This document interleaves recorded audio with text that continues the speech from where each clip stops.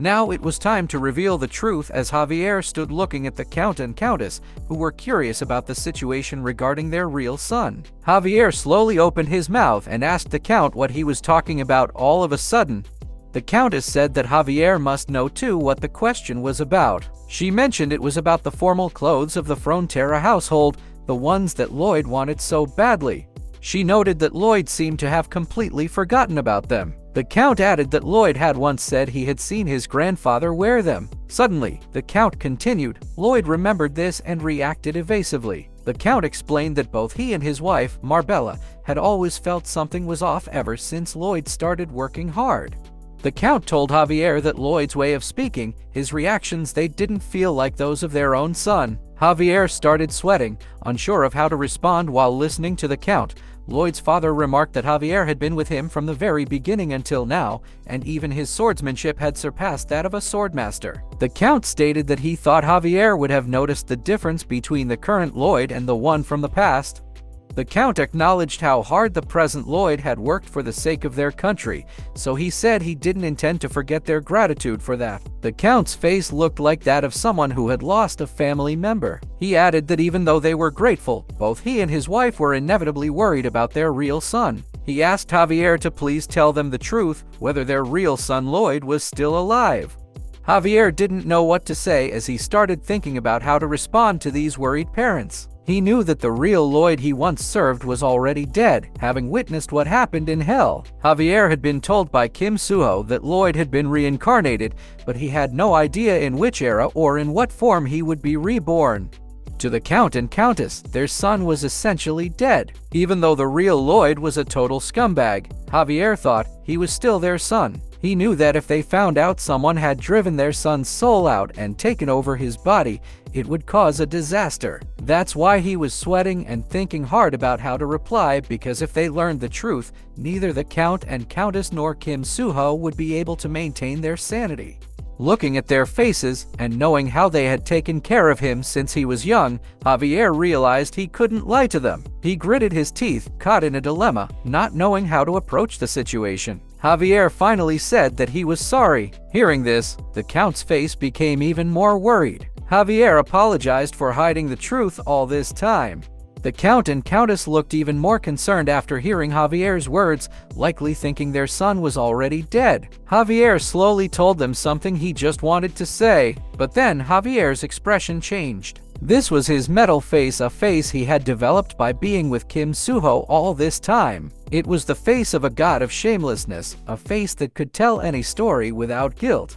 Javier said that actually, his master Lloyd had been experiencing some kind of personality and memory confusion due to a part of his brain being damaged. Upon hearing this, the Count and Countess were shocked. Even I, the one writing this, was shocked to see Javier become Lloyd at that moment. The influence of Lloyd on Javier was beyond level 99. The Count and Countess were confused, so the Countess asked Javier what he meant by that. The Count asked Javier to explain it more clearly so they could understand. With his metal face of shamelessness fully activated, Javier continued. He told the Count that he must already know that he didn't like his master Lloyd, and the feeling was mutual, as Lloyd also didn't like him. Javier explained that after the Count took him in, Lloyd would always tease or bully him whenever he had the chance. Even the wooden sword that the Count had given him as a present was broken by Lloyd. Javier opened his hand. This guy even knew how to make gestures while telling a 100% made-up story on the spot. He had become the best storyteller, like his master Kim Suho. Javier asked the Count if he was following along up until that point. The Count said he understood and apologized for what his son had done to Javier. Javier told the Count that there was no need to apologize. Raising a finger, Javier continued, saying that one day something had happened. The Count had ordered him to look for his master Lloyd, who was nowhere to be seen even though it was late at night.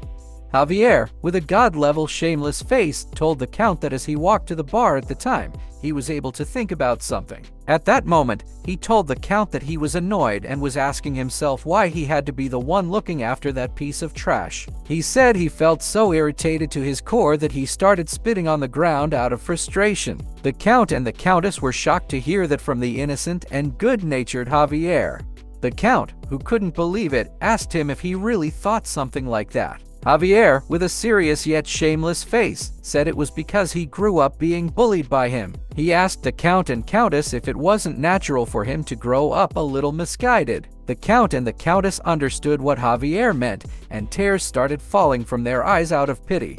They were sad that they hadn't noticed something like that. Javier said that at the time, he ran into his master, Lloyd, along the way, and as usual, he spoke rudely to him. Lloyd said that he didn't need a bastard like Javier, saying the sight of him annoyed him very much.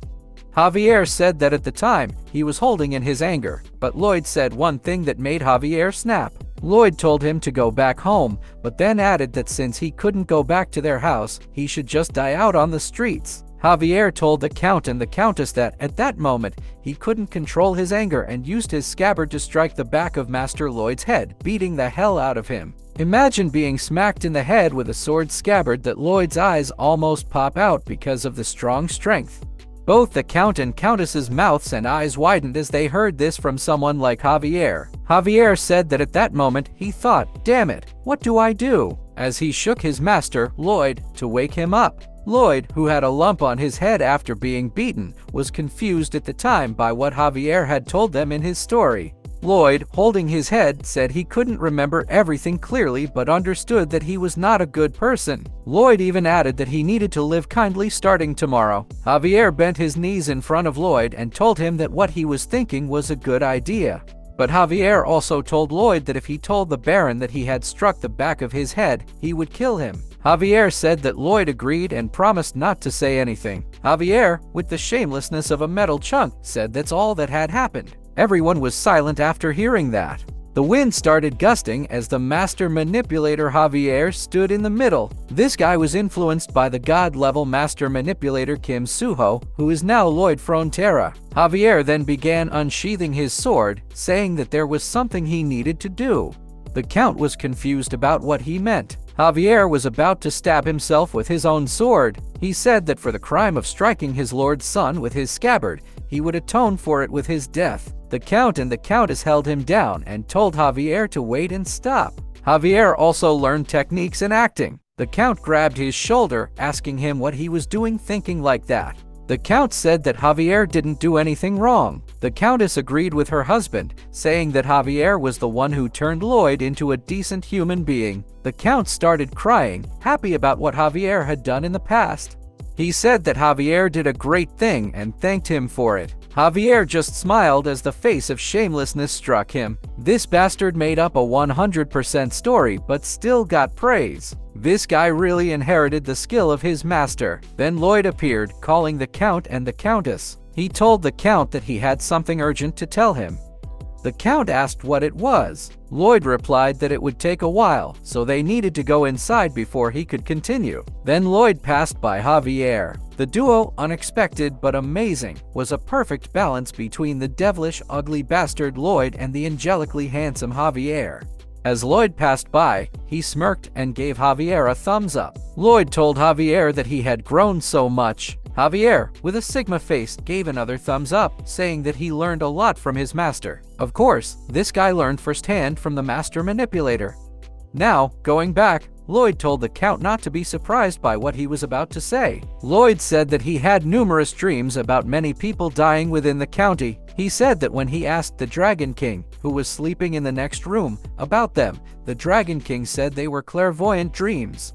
Lloyd told them that he was advised by the Dragon King that they just needed the Truth Jewel and should ask it for a solution. Lloyd also told them that if they wanted to build the Truth Jewel, they also needed to build a dam for the river downstream. The Count said he understood and could do it. Lloyd asked if he wasn't surprised at all. His mother said they had just heard something far more surprising. So right now, what Lloyd said just felt like something that could happen. His father looked at him with a worried face. The Count said he had already realized that Lloyd was busy because he was doing something for the county. He told Lloyd that instead of overworking himself, he hoped he could rely on them a little. Lloyd smiled and said that all he needed was for the two of them to stay healthy. Now all of Lloyd's workers were gathered in one place. He began raising the shovel to increase their morale. Lloyd called everyone and told them to listen up. He said that from now on, they would be starting the biggest construction project in this continent's history. He told everyone that he wouldn't say too much, but that it was necessary to keep everyone safe. He asked them to trust him this time. Then many notifications popped up. It said that Lloyd's titles had linked with each other to create a new title effect. The first title was Snap Crackle Pop, Crasher of Bones. The next title was Resuscitator of the Dead Estates. Another was Round 1 pick by Terminix Pest Control. He also gained the title of Number 1 Getting Out of Debt. He was also the leader of those who are tired. And another weird title was Should I Give You Red Tissue or Blue Tissue? And many other titles started to pop up and link with one another. But after forming something, the title linked effect was Absolute Trust. Lloyd smiled and said that everything they had done eventually helped them in the end. Lloyd called the group one of the complex construction of the dam and the truth jewel, the engineer cores. He told them to show the experience they had gained from building ondel rooms. Lloyd said it was time to dig, carve, and scoop. He called Group 2 the White Shovel Cores. This group was once a loyal knight of the Queen and also a captain, but was now just a loyal worker of Lloyd who viewed Lloyd as his god. Lloyd told them to collect, move, and fill the land, saying that shovels are invincible. Then the group started raising their shovels. Group 3 was the Infinite Stamina Engineering Cores. This group consisted of undead who had infinite stamina since they were already dead, and Yang, the bone dragon with the capacity to wipe out a nation. The undead were holding placards that read Overtime, Overnight, and Fatigue.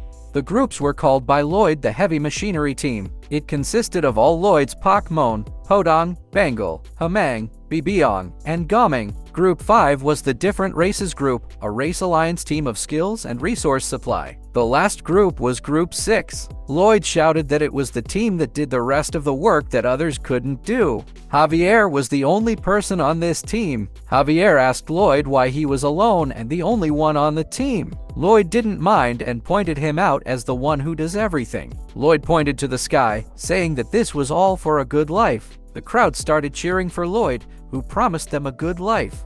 Lloyd said that construction now began. On the other hand, the noise and the project reached beyond the beautiful sky. There was a large castle above the sky. It was the Heavenly Realm's first office building. Then some old guy who seemed to be a CEO was looking at a document. He asked the man standing what was written on the note. He was fixing his glasses while reading it. He asked what the illegal construction of Aotearoa thing was. That guy was actually the Heavenly Realm's top administration rank 1, Seraphim Angel Gabriel. Then the man who worked for him says it was written as Lower Realm Illegal Construction of Aotearoa. Gabriel was quite annoyed, saying that it was so bright in this place that it was hard to see what was written. Gabriel was quite alarmed. He asked if this was the truth jewel that was going to be built. He said that if someone built this, there would be another work break out and incite chaos. The man working under him said that the person building Aotearoa got the information from Verkis, the Dragon King. He said they also found out that Lloyd had been collecting the materials. Gabriel was annoyed, saying it was that cursed lizard again. He asked the man standing in front of him why that Dragon King did that. Gabriel said that although the person had already gathered the materials, the truth jewel wasn't something that could be easily constructed. The man standing in front of Gabriel said that was why they had been observing, but they had judged that the probability of that person building it wasn't 0. He told Gabriel that he needed his help to sign there.